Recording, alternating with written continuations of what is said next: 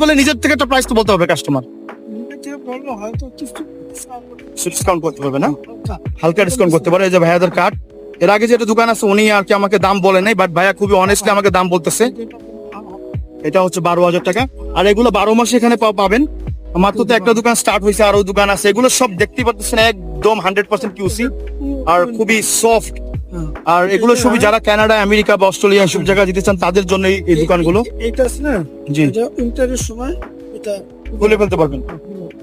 ও, এটা আপনি আলাদা করে পড়তে পারবেন, এটা আপনি আলাদা করে পড়তে পারবেন। তখন আবার শীতের এখানে minus- হ্যাঁ, মাইনাস হয়ে যাবে।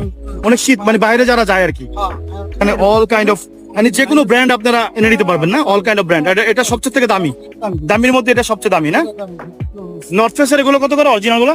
North Face এটা আছে আপনার 6,500 6,500 টাকা না।